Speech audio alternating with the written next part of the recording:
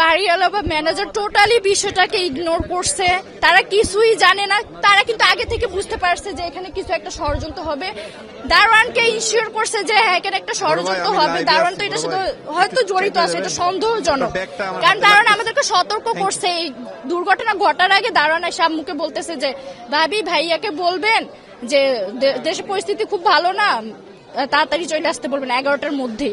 এ কথা বলে সে 2 মিনিটের মধ্যে গেটে তালা লাগাই দেয় 10:40-এর দিকে। আব্বু আয়েশা বাইক নিয়ে এখানে আসছে, সন্ত্রাসীরাও আসছে, ও গেট খুলে নাই। সন্ত্রাসীর ইচ্ছা মতো কোপাইছে, আব্বুর মাল সামানা শেষ সম্বল যা ছিল তার নিয়ে চলে গেছে। 1 লক্ষ টাকা ছিল ক্যাশ নগদ 1 লক্ষ টাকা। আব্বুর অবস্থা খুব ভালো না। আপনারা তো জানেনই 4টা গুলি আর 2টা কোপ খাইলে কিরকম একটা মানুষের অবস্থা হইতে পারে বুঝেন। প্রচুর রক্তক্ষরণ হয়েছে ওনার, প্রচুর ব্লিডিং হয়েছে, ওনাকে রক্ত দেওয়া হয়েছে। ইভেন এখনো একটা গুলি তার বডিতে আছে। ডক্টর বলছে আলট্রাসাউন্ড করার পর আমাদেরকে ইনশিওর করবে যে বডি ঠিক কোন জায়গায় বুলেটটা লাগছে। ওনার এখন আলট্রাসাউন্ড করা হয়নি, করবে। এখন লাইফ সাপোর্টে আছে। যে আমাদের দেশে আইনকে বলবো যে এটার বিষয়ে যেন গাফিলতি না করে, কারণ এটার বিষয়ে যদি ওনারা গাফিলতি রাখে করে, উপযুক্ত তথ্য প্রমাণ সবই আছে, এরপরও যদি গাফিলতি করে তাহলে একটার পর একটা ঘটনা ঘটতেই থাকবে। আমরা দেশের মানুষ কিন্তু সুস্থ শান্তিতে থাকতে পারবো না।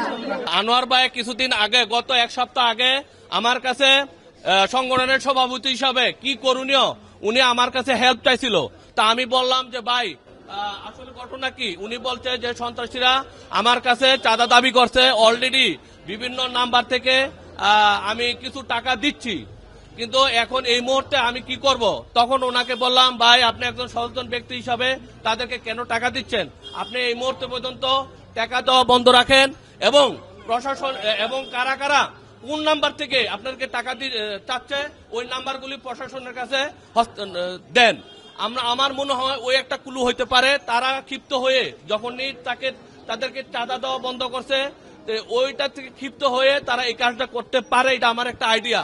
আমি মনে করি আনোয়ার ভাইয়ের যে মোবাইল নাম্বার আছে তার মোবাইল নাম্বার ট্যাগ করলে তারা কারা কারা তাকে হুমকি দিচ্ছে, টাকা চাইছে, ওইটার একটা ক্লু আসতে পারে। আরেকটা হলো এই এলাকার নিরাপত্তার জন্য 11টা বাজে গেট বন্ধ করা হয়।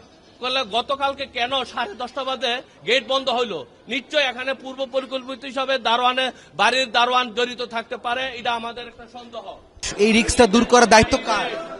এই রিস্কটা দেখার দায়িত্ব হচ্ছে প্রশাসনের। এদের অবশ্যই তাদের কর্তব্য আছে যে তারা এটা ইয়া করবে, আমাদেরকে রক্ষা করবে এবং আমাদেরকে প্রোটেকশন দিবে, কিন্তু তারা কোনো প্রোটেকশন দেয় না। উল্টা আমরা যদি কোনো স্বর্ণ ক্রয় করি, হ্যাঁ আমাদেরকে মিথ্যা মামলার হয়রানি করা হয়, স্বর্ণ যদি আমরা খরিদ করি, চোর নাকি ভালো আমরা তো আমাদের তাদের গায়ে লেখা নাই। হ্যাঁ উল্টা আমাদেরকে হয়রানি করে। এখন স্বর্ণ আমরা ব্যবসা করি, দোকানদারি করি। এখন দেখেন একটা কাস্টমার আইসা গলা থেকে চেন খুলে দেয়, ভাই আমার বিপদ, আমার বাচ্চা হাসপাতাল, এটা আপনারা আমি বিক্রি করবো, আমরা কিনি না। এরপরে বলছে আমার বিপদ, আমার হাসপাতাল, আমার ছেলে, হ্যাঁ এটা আমরা কিনি, উচিত মূল্য দিয়ে আমরা কিনি। তারপরে দেখা গেছে হ্যাঁ চোর ধরা পড়ছে, এই পুলিশ হয়ে আমাদেরকে ফাঁসাই দেয়। হ্যাঁ এটা বলে না যে তাদের অপরাধ কি, আমরা তো জানি না, ওনার গাড়িতে লেখা নাই চোর। এরপর আমাদের ভাষায় টাকা পয়সা নিতে চায়, বিভিন্ন মামলায় হয়রানি করে আমরা কোনো প্রোটেক্ট পাই না। আমরা চাই, আমাদের জোরো দাবি যে আমাদেরকে আইনি ভাবে আমাদেরকে প্রোটেক্ট করা হোক। আমরা যে ব্যবসায়ী, স্বর্ণের ব্যবসায়ী, হ্যাঁ আমাদের এই স্বর্ণের ব্যবসায়ীর একটা মর্যাদা আছে, সেই মর্যাদা আমরা পাইতেছি না এবং আমাদের আইনি ভাবে, সরকারি ভাবে আমরা কোনো প্রোটেক্ট পাই না। উল্টা আমরা আরো হয়রানি হই।